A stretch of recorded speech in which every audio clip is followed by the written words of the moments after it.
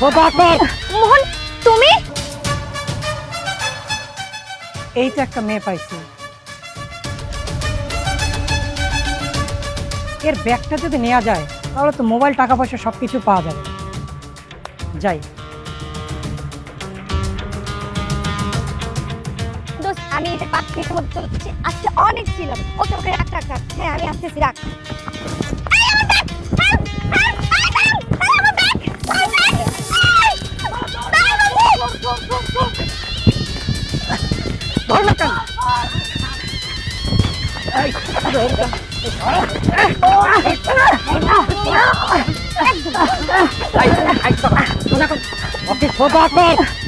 মোহন, তুমি?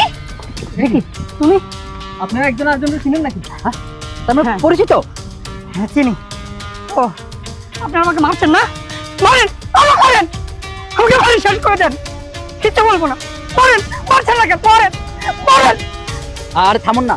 আচ্ছা ম্যাডাম, আপনারা যদি একে অপরকে চিনেই থাকেন, আপনাদের পরিচিত হয়ে থাকেন, তাহলে এই যে ব্যাগ নিয়ে টানাটানি দৌড়াদৌড়ি, আমরা হেল্প করার জন্য ছুটে আসলাম, এই নাটকটার মানে কি? ভাই, কি বলবো দুঃখের কথা, আমার গার্লফ্রেন্ড, সে আমাকে, আমি একটা ছোট মুদির দোকানে চাকরি করি দেখে তার অনেক আকাশ ছোঁয়া স্বপ্ন। সে চায় আমি যেন তাকে টাকা পয়সা, গিফট সবসময় সব কিছুতে ভরিয়ে রাখি।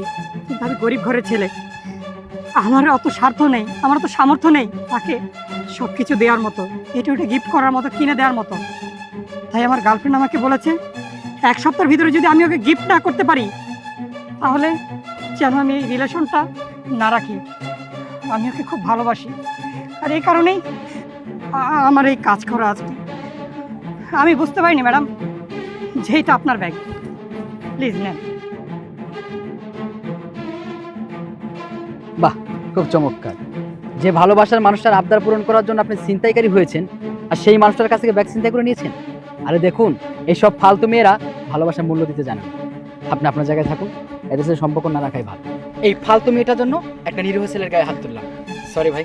আর সবাই চলো। আচ্ছা ঠিক আছে ভাই, কিছু মনে করবেন। হ্যাঁ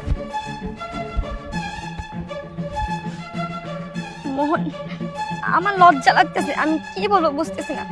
তুমি যে আমাকে এত ভালোবাসো আমি বুঝতে পারিনি। লোভ আর বিলাসিতায় পড়ে আমি সত্যিকারের ভালোবাসাটাই ভুলে গেলাম। তুমি প্লিজ আমাকে মাফ করে দাও। মাপ? তুমি আমাকে মাফ করে দাও। আমি বড় ভুল করেছিলাম যে তোমার মতো একটা লোভী মেয়েকে ভালোবেসে আমি কাজটা ঠিক করিনি। আমি চাই আমার মতো আর কোনো নিরীহ ছেলে যেন ভালোবাসার এরকম বলিদান না হয়। তোমার মতো এরকম ফালতু একটা মেয়ের প্রেমে পড়ে তোমার মতো মেয়েকে আমি ঘৃণা করি, ঘৃণা করি, ঘৃণা করি। প্লিজ মোহন, শোনো প্লিজ। আমি কি করলাম?